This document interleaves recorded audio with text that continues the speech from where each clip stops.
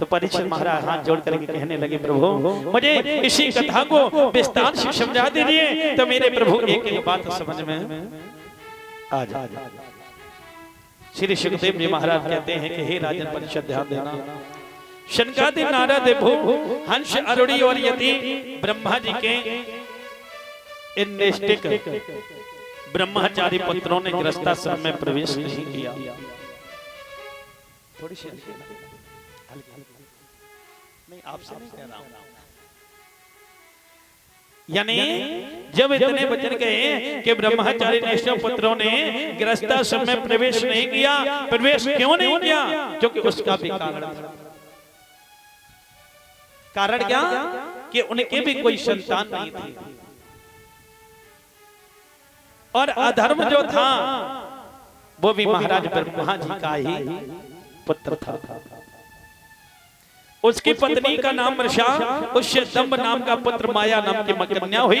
उन दोनों को नृशक्ति ले गया क्योंकि उसके भी कोई संतान नहीं थी। दंभ और माया से लोभ और नित्य शठता का जन्म हुआ। उनसे क्रोध और हिंसा यानी तथा उनसे कली कलह और उसकी बहन दुर्गति गाली भी उत्पन्न हुई। और फिर दुर्गति कली ने भय और मृत्यु के जोड़ा को उत्पन्न किया। उन दोनों के संयोग से यातना और निरय से नरक का जोड़ा भी बना। उसके बाद हे परीक्षित महाराज, इस प्रकार मैंने आपको संक्षेप में पहले कारण का रूप यह अधर्म का त्याग कराकर वंश सुनाया। यह है अधर्म त्याग करके जो मलिनता इस वंश को 3 बार सुन लेता है उसकी मलिनता दूर हो जाती है, उसका कल्याण हो जाता है। तो आए उस प्रसंग में प्रवेश करते हैं कि जो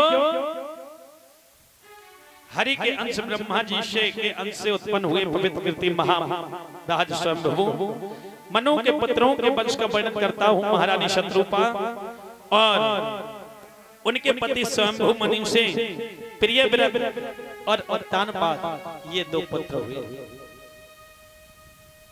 कौन कौन से हुए परीक्षित महाराज? प्रियव्रत और उत्तानपाद। इन 2 पुत्रों ने जन्म लिया। और लेकिन जब जो उत्तानपाद है ना, इनकी एक राजधानी है यानी अयोध्या राजधानी। उत्तानपाद महाराज की अयोध्या राजधानी है। लेकिन महाराज का विवाह होकर के आया। इनकी पहली पत्नी का नाम है सुनीति। लेकिन इनके भी महाराज 2 विवाह हुए थे। पहली थी सुनीति, दूसरी सुरुचि। लेकिन जब सुनीति का विवाह होकर के आया, बहुत समय बीत गया, किसी संतान ने जन्म नहीं लिया। तो ये यानी दुनिया के लोग बोली की बोली मारते थे कि ये निर्वंशी राजा है और ये बाज है। दुनिया के लोगों का यही भय सुन करके आज मेरे भैया ध्यान रखना, बड़े उदास हैं घर के अंदर। क्योंकि अगर किसी के संतान नहीं हो माताओं तो दुनिया के लोग बहुत बोल वचन उठाते हैं। जब किसी संतान ने जन्म नहीं लिया तो इनकी पत्नी एक दिन बैठी थी, कहने लगी, महाराज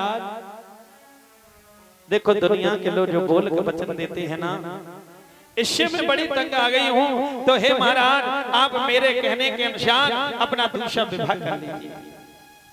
महाराज उत्तानपाद समझाने लगे, बोली रानी क्या तेरी बुद्धि खराब हो गई?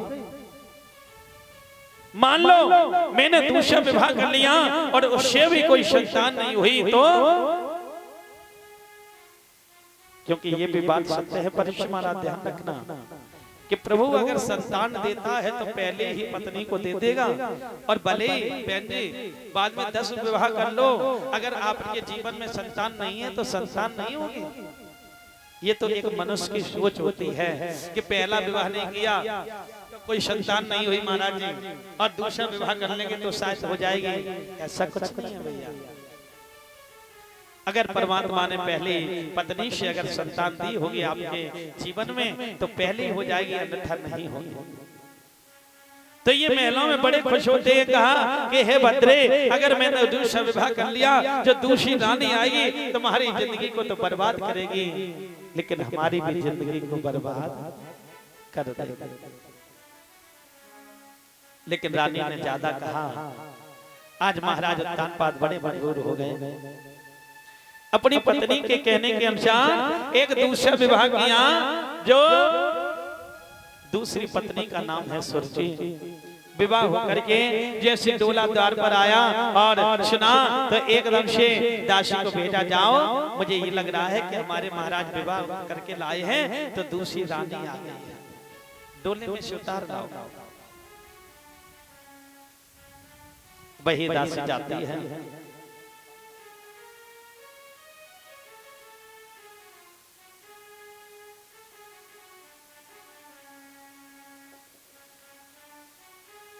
वही दासी जाती है और जाकर के कहा कि महाराज, हे महारानी, आप डोले पे से नीचे आइए और आपको बड़ी महारानी बुला। गजब। जैसे बड़ी महारानी के लिए कहा तो एकदम से कहने लगी, अरे इस घर में हमारी सौत भी है। अपने महाराज को बुलाया और महाराज से कहा कि हे महाराज, मेरी एक बात सुनिए कि जब एक तुम्हारे और नानी थी, जब एक तुम्हारे और नानी थी, तो हमें व्यर्थ में लाए हो।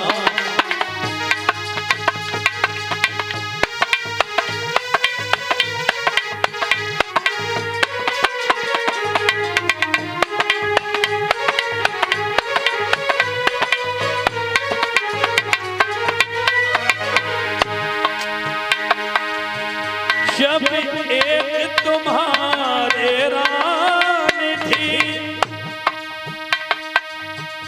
तो हमें व्यर्थ में लाए हो।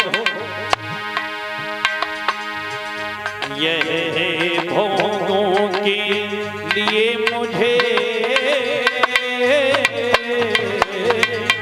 श्री राधा, ये भोगों के लिए मुझे क्या बाहर ढूंढे लाए हो।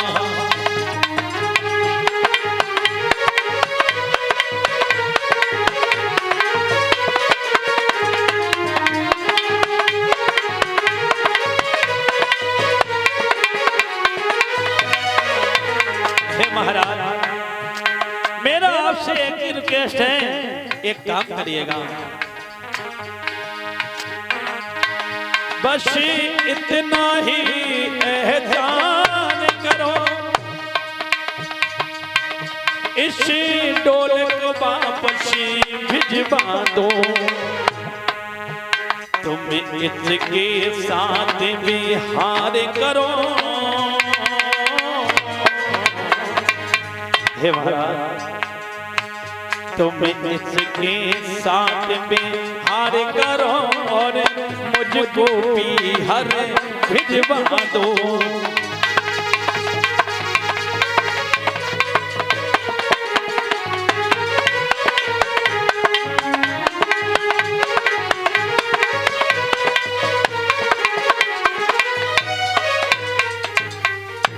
हे महाराज, जब तुम्हारे एक रानी थे